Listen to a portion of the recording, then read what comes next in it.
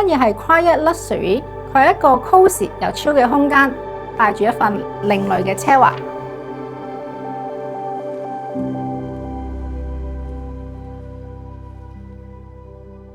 今次介紹清水灣一間獨立屋，實用面積3100尺，4層高，每一層都規劃成唔同用途。設計師會點樣分配呢啲空間呢？ Quiet Luxury 佢係嚟自歐美嘅一種 fashion style， 佢利用簡約嘅剪裁同埋高級嘅材質，做到一種去 logo 化嘅低調奢華。要套用喺室內設計，全屋就要以軟裝做主導，線條簡單，色調統一，牆身以淺色系同減少物料為主，達至一種表面上冇乜嘢，實質有好多 details 嘅境界。喺呢個風格入邊，如果要揀出最奢華嘅物料，就係佢嘅採光度同埋佢嘅空間感。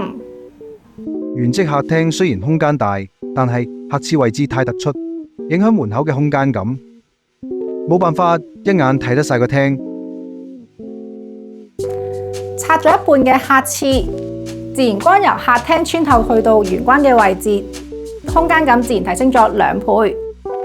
無形中亦都呈現到獨立屋嘅氣派。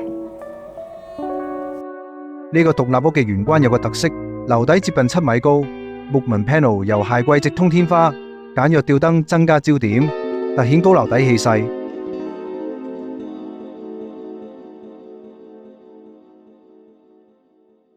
設計師咧就喺梳化後邊規劃咗個工作區域，俾啲小朋友喺度做下功課。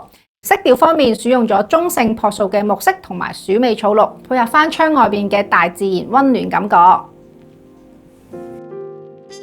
飯廳位於1樓，設計師縮細廚房，追平間隔，分成中西廚區。櫥櫃選用藏藍色，唔需要浮誇就形成高級感。呢個正正係 Quiet Luxury 嘅精神所在。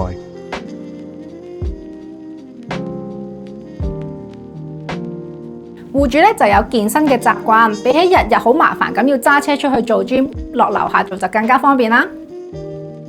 設計師將次要嘅空間擺入地庫，例如影音房、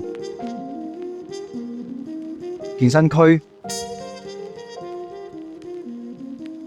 獨立屋嘅設計可以分好多種，但係其實每一種都非常之着重設計團隊嘅落地能力。喺呢一方面，我哋有非常之豐富嘅作品。如果你都揾緊一間設計經驗豐富嘅公司，不如就嚟灣仔揾我哋傾下啦。